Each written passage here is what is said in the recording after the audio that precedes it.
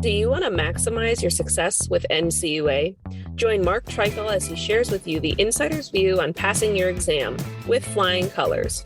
The With Flying Colors podcast is sponsored by Credit Union Exam Solutions by Mark Treichel. If you would like to work directly with the Credit Union Exam Solutions team and receive support to optimize your results with NCUA so you save time and money, visit us at marktreichel.com to find out more.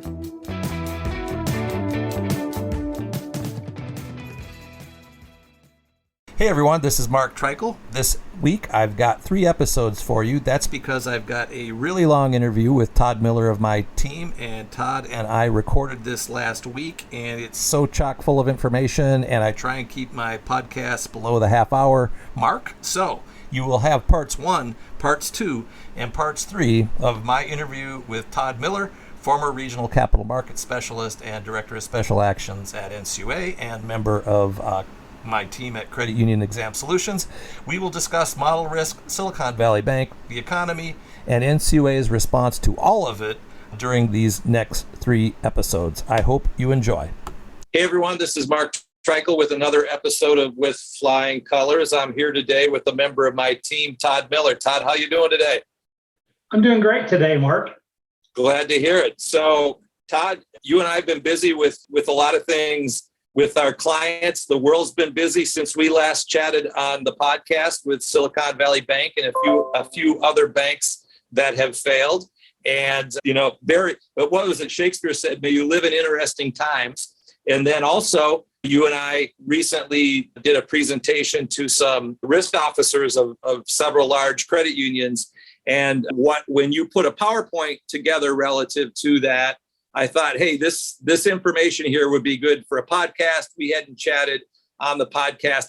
I've talked a lot about Silicon Valley Bank on the podcast, but I hadn't had you back to chat about it. And with the skill sets you've had tied to capital markets, I thought it would be just good to kind of talk again. So here we are. And I think if people, longtime listeners probably are aware of your background, but if you want to give a little bit of your background before we get started as well, what you did at NCUA, that would be great. Okay, well, I spent 34 years with NCUA before I came to the other side and started working with you. During that time, about 10 years of it was as a capital market specialist. The last 11 years of my career, I was a director of special action, supervising capital market specialists. Early in my career, I was a problem case officer. I had a lost year where I spent a year at Westcor after we conserved them. But basically, the last 21 years, you can say I was working almost exclusively in capital markets issues and with troubled credit unions and supervising people that dealt with troubled credit unions and capital market issues. So it was a fun, enjoyable career. And it's enjoyable to look back on it, and it's enjoyable to share what we learned and hopefully help people out here today in the current world. Yeah, that sounds great. And I think we're going to come up with the title, but the title of this podcast may be Model Risk, and that's what we're going to talk a little bit about. I know in the conversations we had with that risk auditing group and that we've had with some of our clients, there's a lot of models that credit unions rely upon, and with what's happened in the world of interest rates recently because of the pandemic, et cetera, some of those models are being challenged in ways that they hadn't been recently. So with that, Todd, I'm going to turn it over to you to kind of paint the picture of where we're at right now. Well, we have a presentation with this, and I don't know if you're going to put it in your show notes and allow people to see it, but we have some slides that have some graphical data. And the first one we shared with people, this is a slide that goes all the way back to 1979 and up through December of 2022. But it graphs out basically Fed funds, 2-year treasuries, 10-year treasuries, and inflation rates. And it's somewhat interesting. A lot of what is going on in 2022, the world was caught by surprise at how fast the Federal Reserve raised Fed funds rates and how fast interest rates went up. And a lot of that was also to control inflation, which rose very fast over the last year and a half. It's interesting if we go back and look over time, In general, interest rates have almost always been above inflation levels. So if you wanted to be a conservative investor, you could go buy a 2-year treasury and you will yield a little bit more than inflation on a risk-free basis. That hasn't been true for pretty much the last 10 years. So savers have been really punished the last 10 years. They haven't even earned inflation rates on safe savings. It also speaks to what's going on. In the past, for the Federal Reserve to get control of rising inflation, they've had to get their Fed funds rates well above that inflation rate to bring it under control. They're not above it yet. Their last rate increase has got Fed funds about even with inflation. If inflation trends down, we might not get another Fed funds increase, but based on historical averages, that Fed funds rate probably has to go up at least one more time before they get control of inflation. Now, they create a lot of issues with their rising rates, and there's always winners and losers when they do that. And we'll see politically if they raise rates one more time or not. But that statement stood out to me when you were mostly chatting with the risk officers, that the Fed funds rate has to get above the inflation rate to tame it. And like you said, there's a lot of related challenges that having raised the rates as they have. We've had a lot of clients, and NCUA's been dealing with a lot of credit unions that have had to deal with NEV challenges, liquidity challenges, all sorts of capital markets related issues, not to mention what happened in the banking world, which we're going to get into a little bit. So fascinating how that all is working together. And there's a little bit of pressure, there's a little bit of pressure on the Fed while they're trying to tame inflation to not create any more banking issues. There was testimony last week. All the banking regulators were up talking to both the House and the Senate. So all eyes are on this right now from both sides. Well, it's not an easy time for policymakers. I mean, any decision they make is going to create winners and losers. And I think when they started raising their Fed funds, they didn't anticipate that there was going to be some bank failures out of it. Or maybe they did, and they were willing to accept that. They just didn't think the costs were going to be as high as they're proving to be. I don't know. I don't know any of them personally, so I don't know what goes through their thought processes. But it's certainly a challenging time for them. And, they're hearing it from all sides. It doesn't matter what they're going to get criticism from multiple directions, whatever they choose to do. Yeah, there's a lot of blame to go around, a lot of criticism going around right now for sure. So we talked through that slide. I think the next slide that we had some talking points we wanted to go through related to what's been going on in 2023. We've touched on a little bit of that. Is there anything from the slide that we have called 2023 so far that you'd like to speak to, Todd? No, we'll run through them just really quickly, just so the listeners can see them. But they're all challenges, and we talked about it would be challenging to be a policymaker. But based on things they did in 2022, NCUA has said for their credit union clients, interest rate risk and liquidity is going to be a priority here in 2023. You have a lot of these interest rate risk changes have created liquidity challenges for credit unions. Then we have our bank failures. There's been 4 of them so far. You mentioned PacWest. There's an article in the Wall Street Journal today about how volatile their stock prices are. But, we've had 3 big failures. And at the end of the day, NCUA is just nervous. They're watching what's going on with these bank failures. We'll talk a little bit later in this presentation about, credit unions' decision-making in 2021 and 2022. You talked about that on a previous podcast with your friend Mark from Olden Lane. People might listen to that. He does a good job of articulating some of the decision-making that institutions went through during COVID and post-COVID. And then there's kind of a big one that that you have on this slide that the regulators are facing. And this is a challenge for everyone. And that's a lack of experience in their staff in a recessionary period. And we'll talk about that more later in the presentation. It's not just regulators that are lacking that experienced staff. I think a lot of financial institutions are if they have it, they have forgotten about it because it's been so long since they've had to face these conditions. Right. Well said. Yeah, and I think you're referring to episode 101 with Olden Lane, Mike Macchiarola. We talked about NCUA's takeaways from NCUA's annual report. But one of the things you just said, we also mentioned there, which was a difficult time to be a policymaker right now. That's a fact. Yeah, and he did a good job of articulating kind of what happened with institutions' balance sheets over the last couple of years. So a refresher, listening to that, people may find that of interest. We'll talk about some of the same stuff today, but people might enjoy listening to that podcast as well if they haven't heard it already. Very good. Very good. And so, we mentioned interest rate risk is NCUA's priority one. Anything we want to touch on there? Well, it's just, the pace of the Fed's interest rate increases, they haven't done anything like this since the 1980s.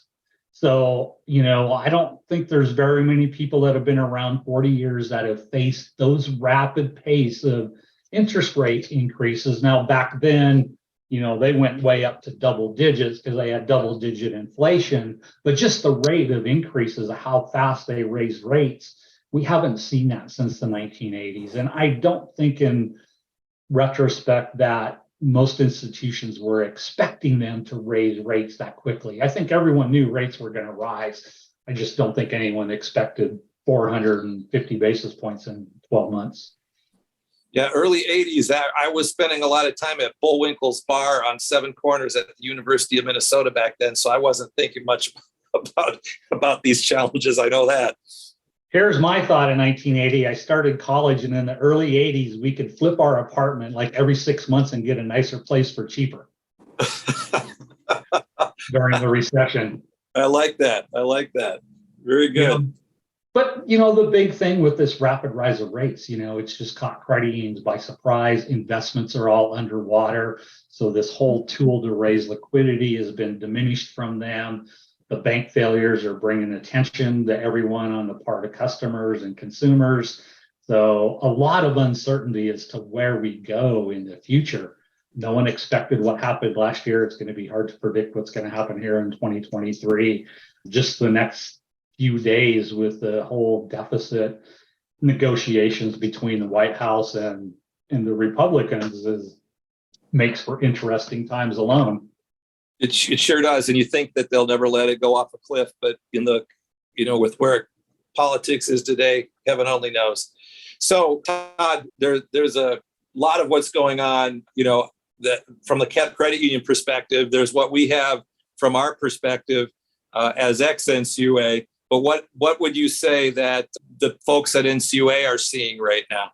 So we can break some things down. When you look at NCUA, they have all their own risk model or risk management models. They have their own reports they watch. They pay really attention to what's going on with credit union balance sheets in aggregate. And so here's what the regulators see. They see this mismatched loan and share growth. Loans grew 20% in 2022. Shares only grew 3%. Net long-term assets are at a 10-year high.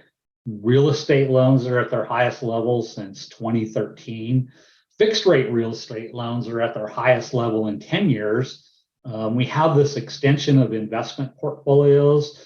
The amounts in the under 5 years are declining, while the investment maturities over 5 years are growing at double-digit paces. Some of that is extension. We have volatile funding growth. CDs were up 19%. Non-member deposits were up 90%. Borrowings up 100% in 2022. These are all warnings about liquidity issues. And at the same time, on balance sheet liquidity, that cash and short-term investments are at a 10-year low. And then we have earnings volatility. Prior to COVID, the credit union industry was knocking out 90 basis points. During COVID, that fell down into 70 basis points. Then for 1 year in 2021, we had a good earnings year. Earnings were over 100 basis points, 107 basis points. And then in 2022, it dropped down to 89 basis points. And all the COVID deposit growth, it also caused capital levels to drop the last few years. Back in 2019, net worth levels were at 11.3. It's down to 10.7 now. And then that gap equity ratio, which is even a bigger one, In 2019, it was at 11.2. At the end of 22, it's down to 8.78.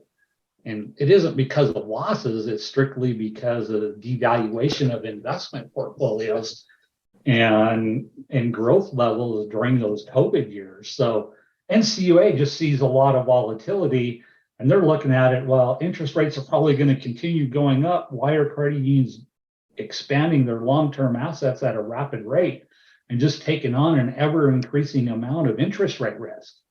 And so they're nervous. They are nervous. What's going on with credit unions' balance sheets don't necessarily make sense to them as regulators when they look at the big picture. And then the one thing, with those numbers, the earnings number is going down and then going back up and then going back down. Virtually none of that relates to asset quality from the perspective of loan losses, right? Maybe the year that it was 70 basis points, people juiced the allowance because they thought COVID was going to have loan losses. And maybe there was a little bit of recovery of that, but actual, real economic pain from loan losses is in none of those numbers. And I think that's probably one of the things they're nervous about. Any thoughts on that? I was kind of nervous about that when I chose to retire in 2021. I didn't want to work 60-hour weeks again when we fell into recession, and you can see it coming. The other side of this is you just look at, banks are pulling away from indirect lending. Credit unions jumped in with both feet and grew that very rapidly. Banks are pulling away from some of the commercial real estate, at least in the states where you have clients. That commercial real estate category is growing. So credit unions are growing when, you read articles every day about the risk to commercial real estate and vacancies. So those are all things that make NCUA nervous. I guarantee you they're nervous about asset quality issues. And if we tip into a recession, of what's going to happen to asset quality. Credit unions already have some liquidity challenges. Asset quality just makes those grow geometrically. So yes, I am sure they are very worried about an impending recession. And you mentioned commercial loans, and like you said, Wall Street Journal, Bloomberg, everybody seems to think that commercial is going to be a big challenge, whether it's tied to the office buildings that are vacant because of COVID or because of a recession that's going to lead to some other issues. And I have 3 or 4 other podcasts I did with Vin Vieten, who was a main architect of the commercial loan rule. I'm probably going to reissue some of those as a rerun midweek. If you're listening to this, you may see those hitting the airwaves here on the podcast continuum, just because I think there's going to be some pressure in that arena. And I want to remind the listeners that those podcasts are out there. I think it'll be interesting for NCUA. It's going to be like other recessions. It's going to be location specific. You're going to have geographic areas that are going to have issues with it. Other areas will be fine. The thing is none of us have crystal balls and can figure out exactly which one of those areas are going to be good and which ones are going to go south on us. Right. Well, like 08, 09, it was the sand states, right? That's where the challenges were. And Florida was one of those. I would bet that Florida economically is probably better positioned this go round. But where will the pockets be where there be challenges? You're right. It's hard to predict that specifically. So, we've talked a little bit about interest rate risk. We want to talk a little bit about liquidity risk. And I know model risk is how we teed this up. So let's Todd, I'm going to turn the floor over to you to talk about model risk. Okay, we'll talk a little bit about model risk, and we're going to talk about all the credit union's decision support tools a little bit. We'll emphasize the interest rate liquidity risk pieces because those rates are relatively high right now due to uncertainty in the market. I think model risk from an NCUA perspective is underappreciated. They talk around it.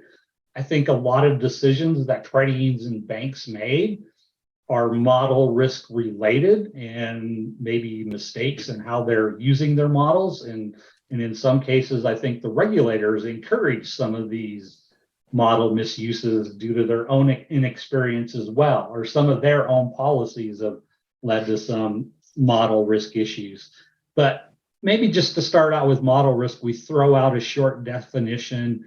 The OCC actually has a really good handbook on model risk. It's a whopping 109 pages of information and best practices. There's also some specific letters that have been issued by supervisory guidance have been issued over the years on model risk. But kind of to define a model, it's a representation of real world relationships. And it's a simplified representation of what are really complex relationships. A lot of interest rate risk and liquidity models, you're trying to model human behavior in a very simplistic format, and human behavior is not simple, but our models tend to be simple. Even though there's thousands of assumptions in there, compared to real world, they're still simplified representations of real world. And there's a lot of adverse consequences to using a model inappropriately. Basically reach some adverse decisions, and it can come from a lot of different directions. You can misread a report that's right. You can misuse model outputs. You can have incorrect assumptions. One of the things the regulators tend to overlook, or NCUA overlooks, is the limitations to these models. They put a lot of policy guidance and they place a lot of emphasis on how they rate risk based on these models. And sometimes they just overlook that these models have limitations, and they bet a lot on models that have limitations, and they often overlook some of those limitations. They don't have better ways to make decisions. The better ways to make decisions, and there's a lot of studies out there that experience and real world experience will actually outperform good models most of the time, because they know when to ignore the models. And you just don't have that experience sometimes with the regulators. So they tend to overlook some of those limitations. And the other piece that the regulators tend to overlook is the costs. I mean, all these models that people use to make decisions and support their decisions, they have significant costs. These models are not cheap. The software is expensive. The computers to run them are expensive. And an often overlooked fact is the people to run them, utilize them, report results are also very expensive. And regulators tend to overlook the fact that these things have significant costs, where the institutions that are utilizing them, they tend to be cost conscious because they have earnings goals set by their boards and their business plans. And so they're cost conscious, and sometimes regulators are.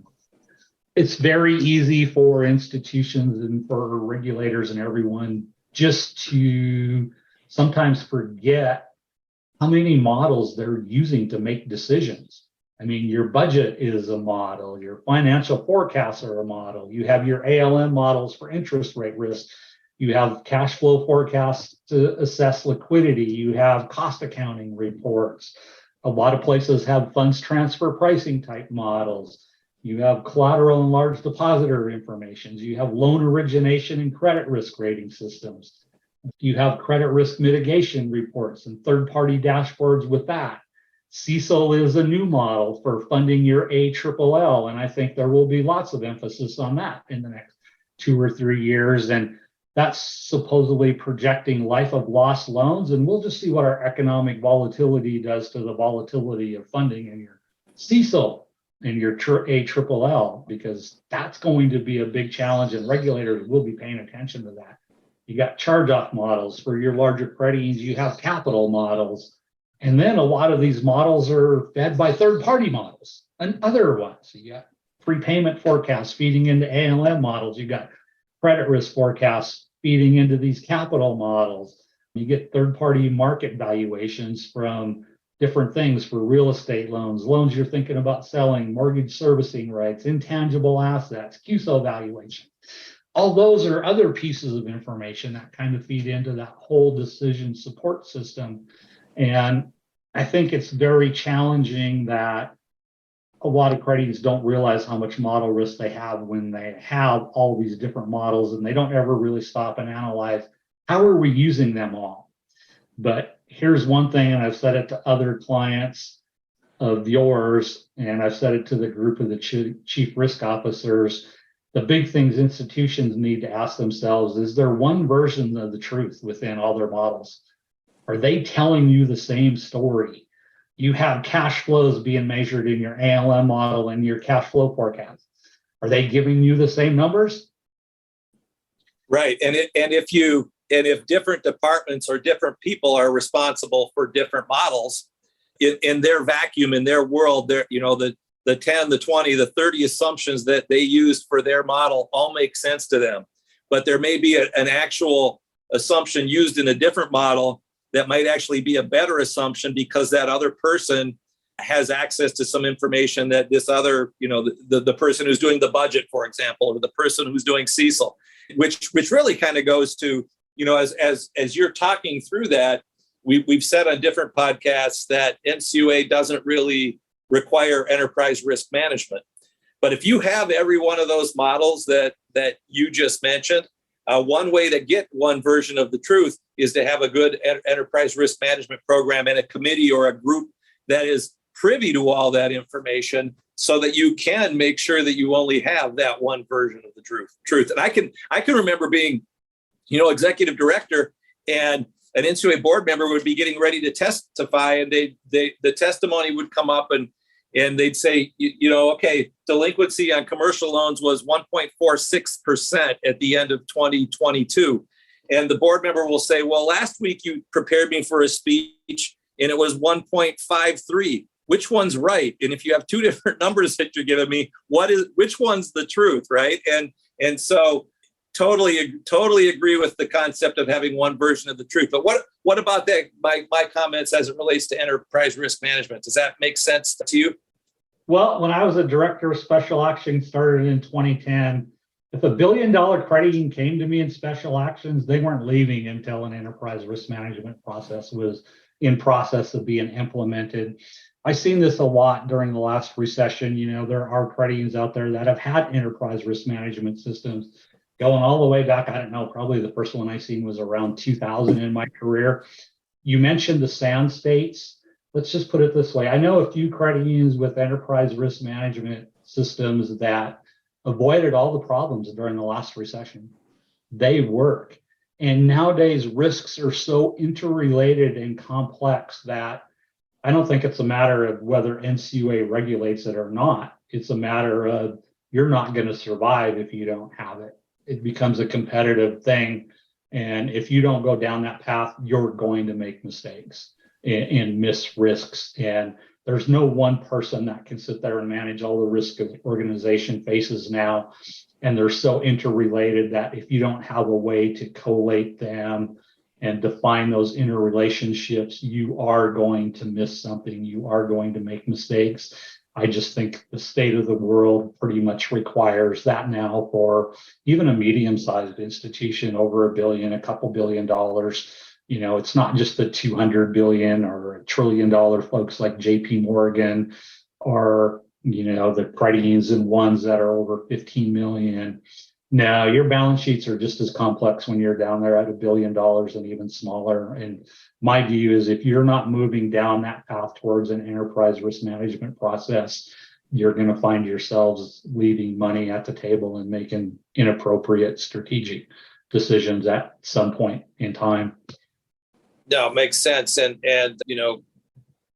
again, just kind of thinking what's going on in the real world, and we'll get into this a little bit, but with social media and the impact social media has on people moving their deposits, if you can't get all the people, on the phone or on a call or in a room where you're going, okay, some weird things are happening to our balance sheet, and you can't have that architecture and those dialogues that happen in enterprise risk management, you could end up making some wrong decisions based on some wrong data and not having all the right players at the table, because that's a big part of the enterprise risk management is making sure the right people are at the table so that they can have the influence on that program to make sure that when faced with a crisis, you have the right people and you have the right data to make the best decisions you can at that point in time as well. Yeah, we'll talk about social media a little bit later in the presentation. We have kind of a slide on that because I think people have to rethink some of their early warning indicators and how they might deal with the public. because of that. And that's kind of a new lesson from SVP. It might have been in the back of some people's minds, but I don't think people really thought through of how quickly social media can influence depositor behavior or investor behavior for people that are buying and selling stocks. Yeah, no, great point. Hey, that's it for this episode. Parts 2 and 3 will follow later this week. I appreciate you listening as always. This is Mark Treichel signing off with Flying Colors.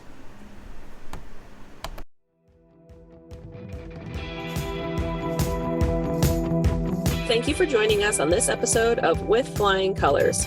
Subscribe on your favorite podcast app to hear future episodes where subject matter experts of all varieties will provide tips on how to achieve success with NCUA. If you would like to learn more about how we assist credit unions, check out our services at marktreichel.com.